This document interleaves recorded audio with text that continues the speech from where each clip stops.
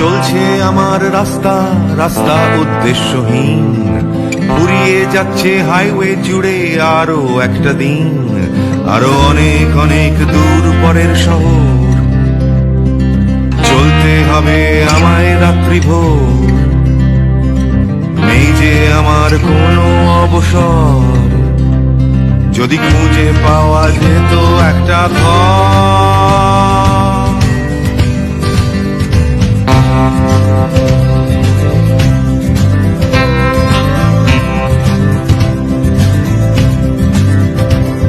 আমি বেরিয়ে পড়েছিলাম ফেলে হাজার পিছু টান, ছিল না গন্তব্য শুধু ছিল অনেক গান। সেই গানগুলো আজ গেছে কোথায় পড়ে আমার অজান্তেই রাস্তার ধারে।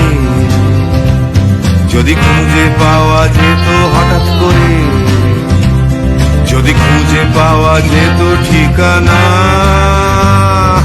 কেউ কোথাও আছে আমার জন্য অপেক্ষায়। আসসালামু আলাইকুম দর্শক, কেমন আছেন সবাই? আশা করি নিশ্চয়ই সকলে ভালো আছেন। আজ আমরা চলে এসেছি মদিনার ঐতিহাসিক জাবালে আইল পাহাড় দেখাতে। জাবালে আইল শব্দের অর্থ হচ্ছে গাধার পিঠের মতো দেখতে পাহাড়, তাই এটাকে জাবালে আইল পাহাড় হিসেবে অভিহিত করা হয়। এটি 2000 মিটার সরল রেখায় বিস্তৃত। বলে রাখা ভালো, ওবায়দুল্লাহ আমিন কুর্দি তার বই নাফিমাস মাউন্টেন অফ মদিনা বইতে এ সম্পর্কে বিস্তারিত উল্লেখ করেছেন। এছাড়া এই স্থানটি দক্ষিণ সীমান্ত হিসেবে উল্লেখিত, মসজিদে নববী থেকে 7-8 কিলোমিটার দূরে। এ সম্পর্কে রাসূল সাল্লাল্লাহু আলাইহি সাল্লাম বহু ঘটনা হাদিসে বর্ণনা করেছেন। বিশেষ করে ইমাম ইবনে তাইমিয়া বলেছেন যে রাসূল সাল্লাল্লাহু আলাইহি সাল্লাম বলেন, মসজিদে হুদহুদে হারাম হিসেবে উল্লেখ করা যে দুইটি স্থান মদিনা সম্পর্কে এসেছে তার ভিতরে একটি হচ্ছে জাবালে আইল পাহাড় আর দ্বিতীয়টি হচ্ছে দাউদ পাহাড়।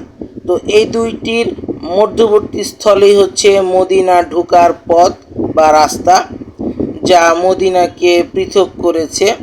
এই সম্পর্কে রাসূল সাল্লাল্লাহু আলাইহি সাল্লাম হাদিসে অনেকবার উল্লেখ করেছেন। তার ভিতরে একটি বাণী হচ্ছে যে উহুদ পাহাড় জান্নাতের যে কোনো এক দরজার স্থানে অবস্থান করবে, আর বিপরীত দিকে এই জাবালে আইল পাহাড় জাহান্নামের যে কোনো একটি দরজার প্রান্তে অবস্থান করবে। এ সম্পর্কে ইসলামিক স্কলারদের মতামত হচ্ছে যে এই হাদিসটির গ্রহণযোগ্যতা দুর্বল, কিন্তু যেহেতু এটা একটি মুখরোচক বাণী হিসেবে উল্লেখিত রাসূলের নামে, সেই ক্ষেত্রে ওই অংশটুক সহি হিসেবে ধরা যায়। তো সেই ক্ষেত্র নিয়েই এটি পরিলক্ষিত।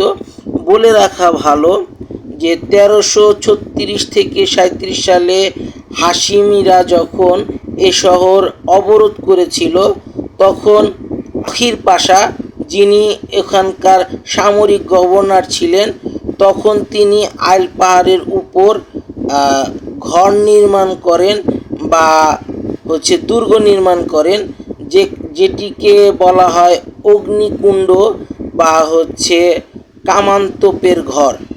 কারণ এই স্থানটিতে সেই সময় তার নির্দেশে এখানে রাখা হয়েছিল গোলা বারুদ যুদ্ধের জন্য। তো এখনও সেই জিনিসটি আপনারা উপলব্ধি করতে পারছেন এবং দেখতে পাচ্ছেন। সেটা এখন একটি মিউজিয়াম হিসেবে পরিলক্ষিত এবং সকল সাধারণ মানুষ এখানে আসতে পারেন, ঘুরতে পারেন টুরিস্ট হিসেবে।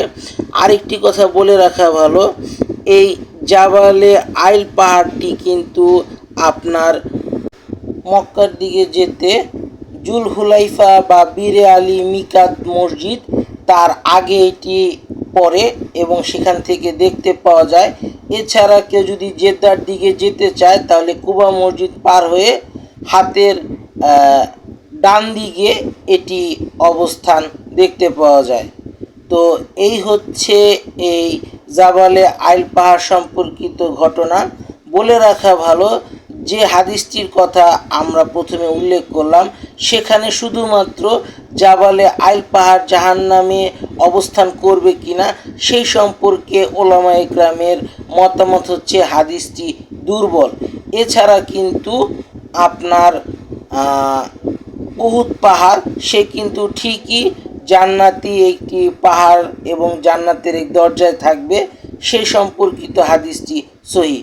তো আপনারা দেখতে থাকুন আমাদের সাথে জাবালে আইল পাহাড় ও তার চারপাশের পরিবেশ ও প্রকৃতি।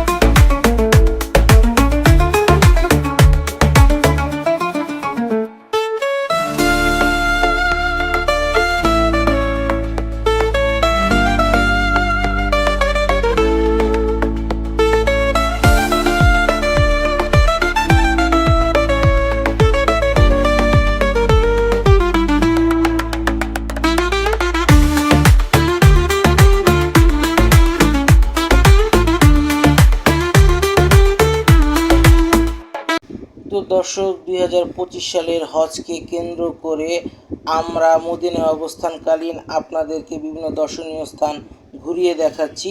তার ভিতরে হচ্ছে জাবালে আইল পাহাড়টিও দেখালাম। যদি আপনাদের এই ভিডিওটি সহ আমাদের এই পর্যন্ত যতগুলো ভিডিও আমরা প্রচার করেছি মক্কা মদিনার উপরে যদি ভালো লেগে থাকে তাহলে লাইক কমেন্ট শেয়ার করে দেবেন। দেখার জন্য নতুন স্থান থেকে আসসালামু আলাইকুম, আল্লাহ হাফিজ, বিদায়।